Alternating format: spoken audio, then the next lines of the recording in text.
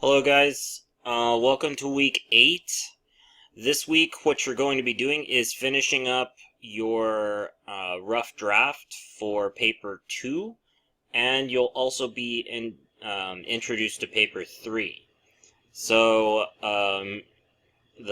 as far as like the class goes, there's not a lot of class related readings and assignments that you have to do this week.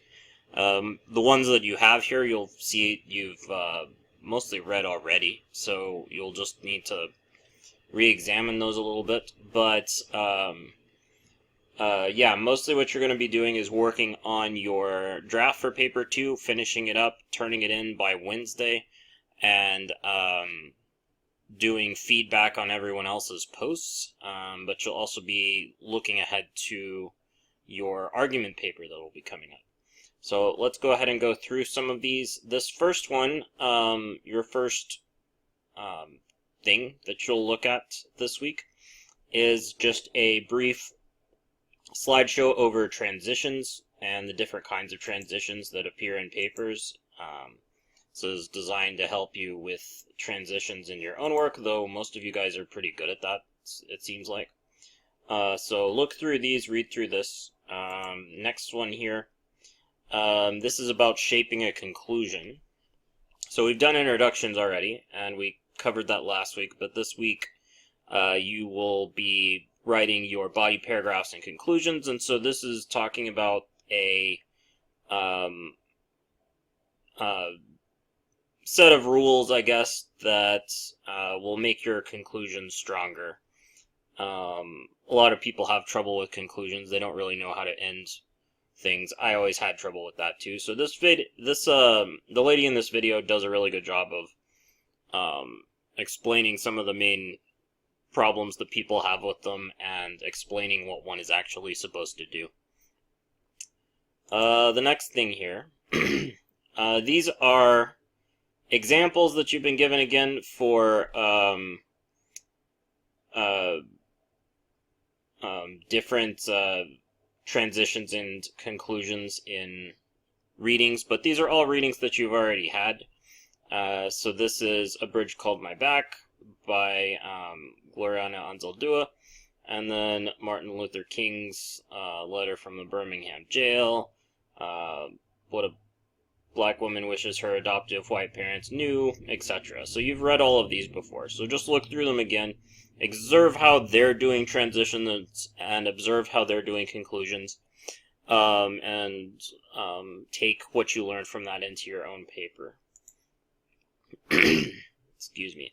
For this one, this is an overview of APA. Does this link work, though? Yeah. Okay, so this is showing you the basics of in-text citation with APA. I will also include here the pages for the citation guide in the textbook that we have, so that you can use that as well. But you can go through these and see how you're supposed to be using APA in your paper. Important thing, though, is that every time you're using a source, you need to have a citation, and every time you use a source in your text, you need to cite where it came from with the last name of the author, the page number if there is one, and the date. And do you have any examples of that?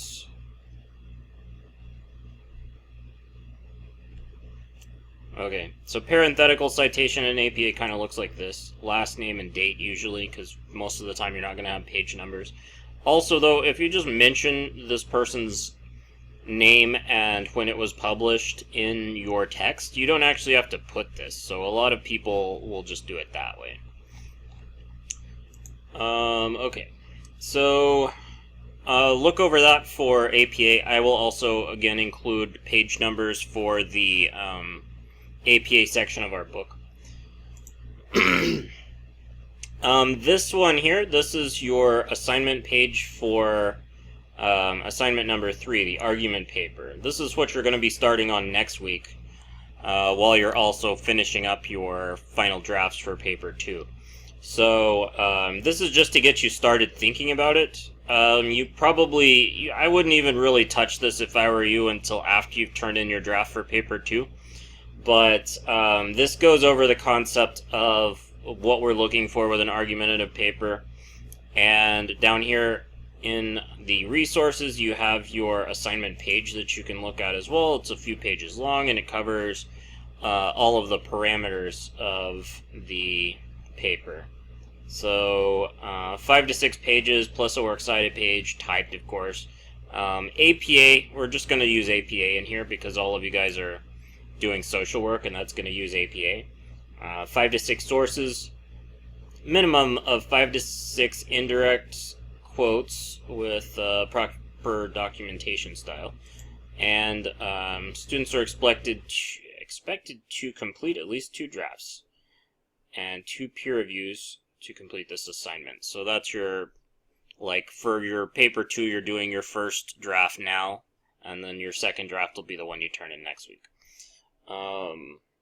Okay, so like I said, don't worry about this until after you've finished your assignment that's due by Wednesday. So I'll show you that part now.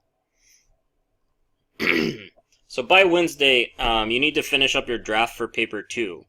So your cause and effect essay. Most of you guys that I've read so far have a really good start going with that. Some of you are almost finished. Some of you haven't gotten very far at all. So if you're in that boat, you need to catch up as quickly as you can, because your first draft of this is due by Wednesday at midnight. So by Wednesday at midnight, you need a descriptive title, an introduction, body paragraphs, and conclusion, a minimum of at least 3 sources within text citations, and APA-style references. So you'll have a works cited page at the very end, and you'll also have references to those works in your body paragraphs where you use them to support what you're talking about. Those of you that have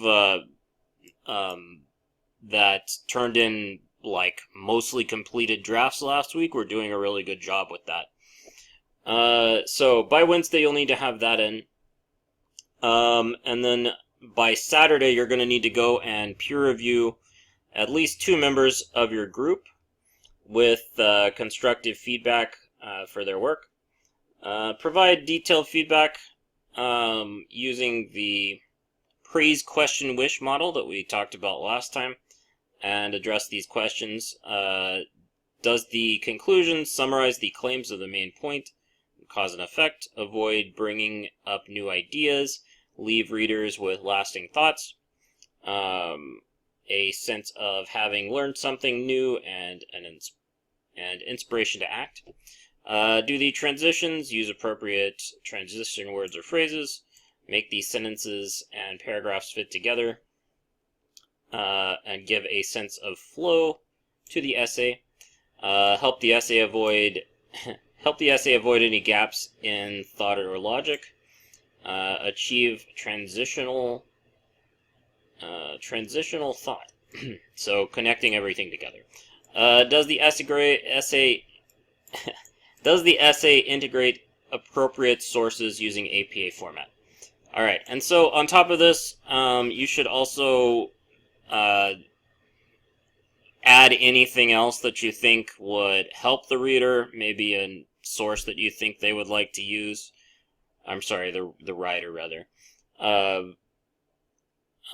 Any thing you want them to add, anything you want them to tell them that they're doing a good job on, stuff like that for this as well. You don't just have to answer these 3 questions.